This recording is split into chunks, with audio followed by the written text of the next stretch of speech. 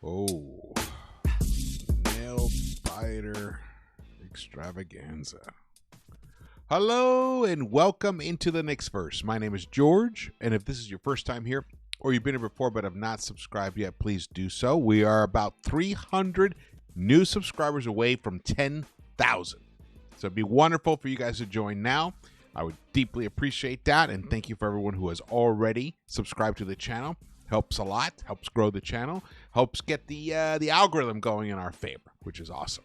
Also, hit the thumbs up button for me, share the video, and drop your comments. Definitely want to hear your thoughts and feelings about the Knicks and anything I say here. Well, the New York Knicks did not fire Tom Thibodeau. I didn't think they would, but it would have been the right move. And tonight's game kind of proves it. The New York Knicks barely beat the Sixers at home, 110-105. In fact, let's get to it right here, because I'm done being like chill. I'm not chill anymore. This team has too much talent on it to be playing like this. Here we go. This is the lead tracker. Look at that red thing at the in the fourth quarter there. The Knicks gave up the lead towards the end of the game. That's right. Now, Karl-Anthony Towns sat. He did not start tonight. The knee injury issues. But guess who else didn't play? Joel Embiid, an actual MVP in this league, did not play for the Sixers. So, you would say it's pretty even, right? In fact, not even. We have the home court advantage, so you'd think that would be in our favor. Well, the New York Knicks had built up a 19-point lead at one point and then coughed it up. That's right, coughed it up. They let the Sixers get a 4-point lead late in the fourth quarter. But luckily, there's a big difference. We have Jalen Brunson on our team, and they do not. And Jalen Brunson scored 9 straight points to help us secure that victory in the fourth quarter. Captain Clutch Master Brunson, whatever you want to call him, the man saved us tonight. But why does it have to go to this level? Why? Drives me insane. There's too much talent on this team, and if you don't think there's enough talent on this team to win without having to sacrifice a lead late in the fourth quarter, then I don't know what, I don't understand how you're evaluating players. 5 first-round picks for Mikal Bridges. He scores 19 points in the first quarter, and then nothing in the second quarter. Who's that on? Who do you put the onus on for that? Thibs? I put even some of that on Brunson. But you got a guy who is sizzling hot. He could have gone for 40, 50 tonight. Maybe 50's a stretch, but 40. Instead now, we just stopped going to him. Why? Why are these things still happening here in Game 58 with the Knicks? Very frustrating. I'm incredibly frustrated by this victory, but I'm glad we won. Obviously, I'm glad we won because on Friday, it's looking like it's going to be the return of Mitch Robinson on Friday. Let's hope. There's no guarantee, but it's all signs are pointing to the return of the Block Ness Monster on Friday. And then at that point, and Thibs in an interview yesterday basically admitted, though some people are kind of confused by what he said, he's called Mitch a starting center in the NBA. So that means he's his starting center. He may not start the first week, 2 weeks, or even 3 weeks, but he will start for this team. He is the starting center for this team. And it's going to put Cat at the 4, and he has experience playing that. He played that role with Rudy Gobert for the two seasons previous to this, and they went to the Western Conference Finals last year. So I agree with that. I think that is the right way to go with that. But everything is all hinging on Mitchell Robinson's feet. Will they survive? Will he be able to be the Mitch that we have seen of late? Well, actually not of late, but in previous seasons. Will he be that guy? Will he be the guy who can just come in and transform a defense basically all by himself? Can he cover up enough of the warts on this team to make them at least a top 10-ish type level defense. I actually will say I think it is possible. I think it is possible that he could do that, but it's going to require all of the other players to play at their very, very best. Now, is it possible? Absolutely, it's totally possible. Will we still see games like this? It's possible. There's always going to be games like this. But coming off of the annihilation by the Cavs and the demoralizing defeat to the Celtics, this is the next game without Embiid on the court. I get it. No Cat. Without Embiid. And this is what happens. We barely won this game at home. It's just very, very frustrating. Here we go. Another easy breezy Knicks win. That's exactly how I felt watching this. I was like dying.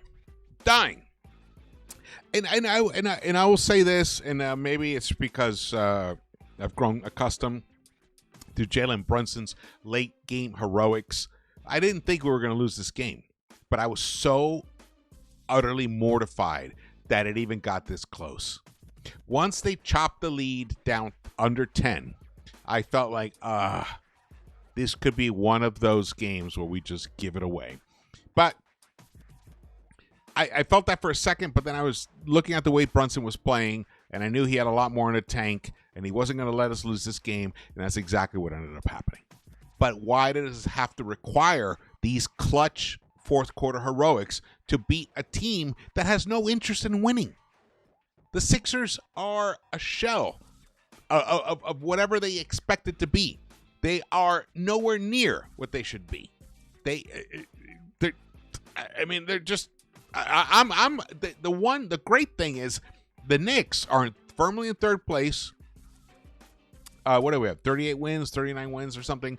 And we are definitely not where the Sixers are. That is the best thing about this whole season so far. I'm glad I'm not a Sixers fan. Sorry, Sixers fans, but I'm glad I'm not one. I feel your pain because we've been there before. We know the pain that you're feeling right now. Ian Begley. Knicks trailed Philly by 4 with 2:42 to play. Then Jalen Brunson scored 9 unanswered points to give New York Knicks a 2-possession lead with 32 seconds to play. Brunson has 13 in fourth, 33 overall. Fantastic heroic result for Jalen Brunson. There he is. He finished with 34 points, 3 rebounds, and 7 assists. And then Mikal Bridges, I mentioned before, he was outstanding in that first quarter, but only scored 9 points for the rest of the game. So the last 3 quarters, he only scored 9 points. That's 3 points a quarter.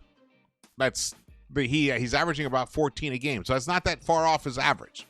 But that first quarter was outstanding. He shot 12 of 18. He was incredibly efficient, 2 steals, 1 block.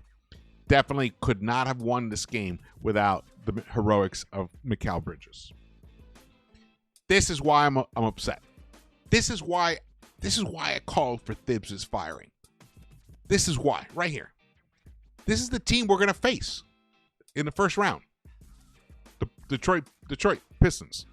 They have won 8 in a row. And tonight, they beat the motherfucking Boston Celtics. Look at this. They didn't even allow them to score 100 points. And you're telling me Thibs should remain the coach of this team? What the fuck? It makes no sense. I don't care at this point. Our likelihood of actually getting out of the first round is in question. It depends on how well Mitch looks when he returns to this team. It depends on whether Cat can remain healthy, whether Brunson remains healthy, whether OG, who looks like a shadow of his former self, can remain healthy. So many can remain healthy questions. And look at Josh Hart. Josh Hart tonight, 7 turnovers. Yeah, I mean, we probably don't win the game without him, but does it need to be this close? I mean, 7 turnovers? His helter-skelter style of play is incredibly frustrating for this kind of a team. We need him to be a confident offensive weapon along with a defensive weapon that he is. We need him to embrace the fact that in his position right now on this team, when he has an open shot, he must take it. Not bypass an open three to drive into traffic and try to make something happen. No, that's not efficient basketball. How about we fucking pass the ball to each other? How about we move it around the horn? How about that? What happened to that? We've seen that this season, and we were amazing. We've had games with 40-something assists.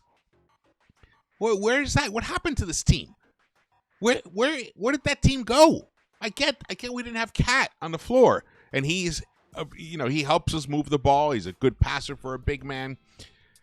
But I don't understand what this team is about right now. If you guys can explain it to me, please drop it in the chat, in the comments. I just don't understand what this team is about right now. No, I do know what it's about. That's the problem. It's about ISO, fuck you, ISO. And, whatever we can do on the defensive end. That's what this team seems to be about right now. Now, you guys may think I'm super negative, but look at this fucking score right here.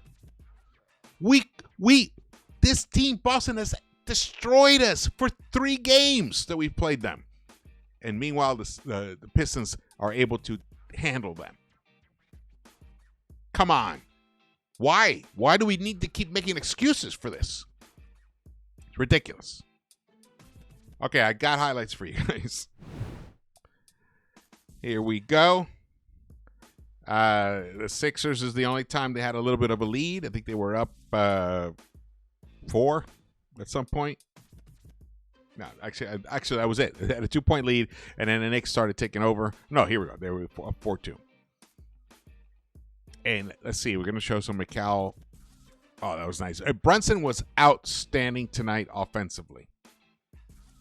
Ooh, look at that nice block right there. Hart comes from behind, and Hawk Porty. I don't know who ended up getting the credit for that. That was beautiful. Mikal Bridges, when he made that cut, I started feeling, oh, wait a second. He might be waking up today. Loved it. Here comes Oubre's coming in. He finishes. But now the Knicks are up 15-6 with about 7 left to go.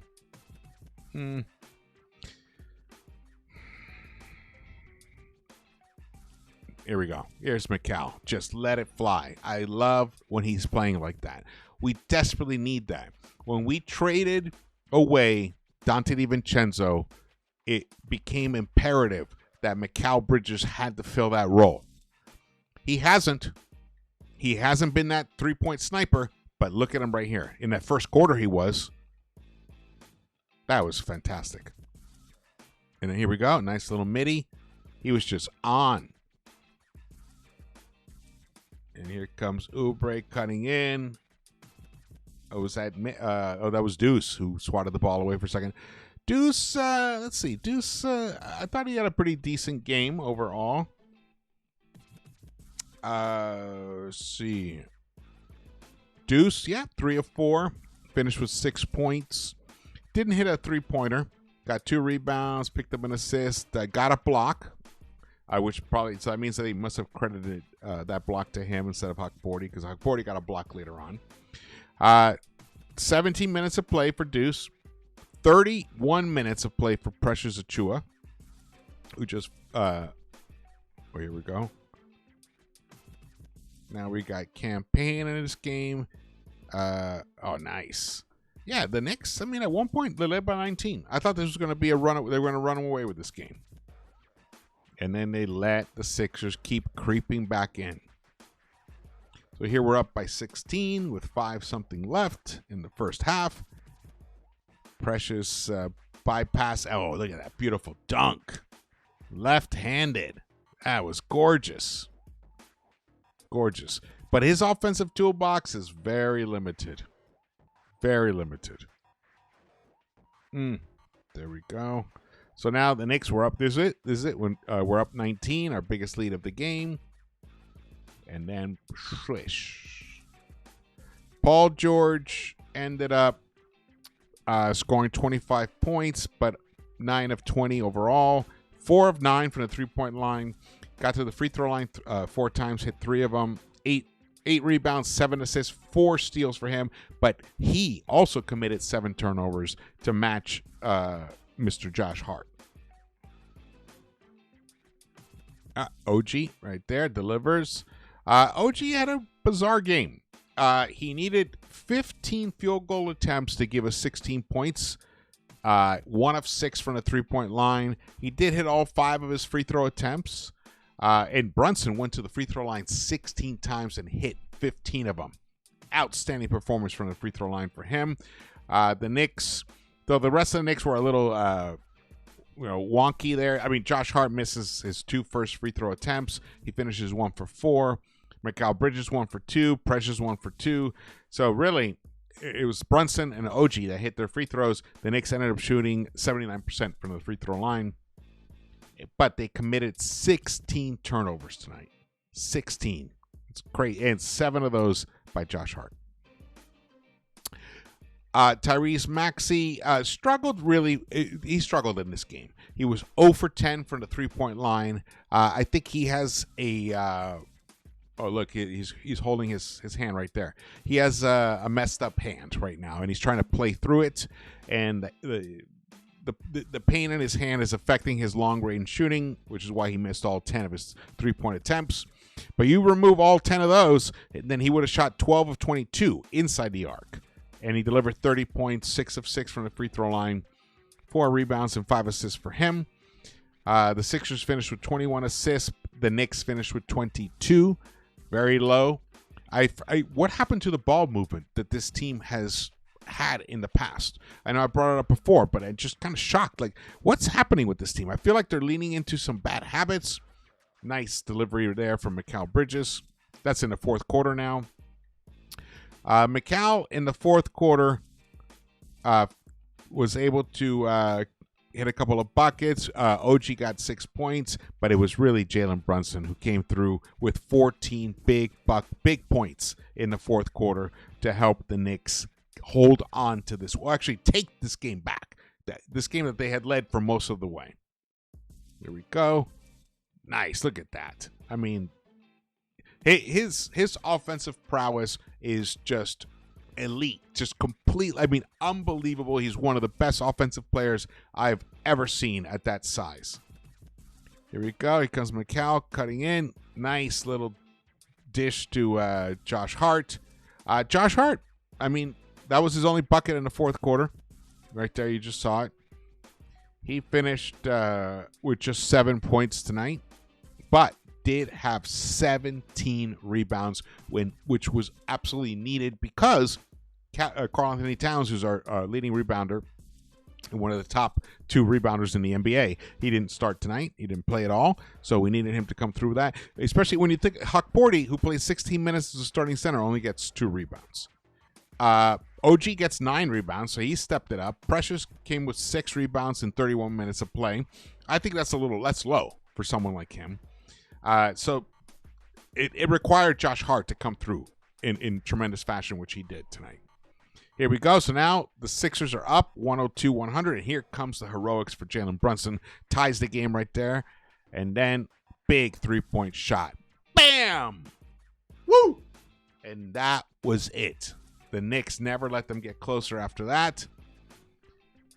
Here we go. They get this. Oh, yeah, nice defense. Precious blocked Drummond's shot right there. He said he was going to foul him or block him. That was awesome. Here we go. Now, that was Maxey. Oh, was that Maxey finished? Yeah. It's my son writing LOL. And then OG comes through with the nice dunk. Knicks finish 110-105. All right. Why am I so riled up? I'm riled up because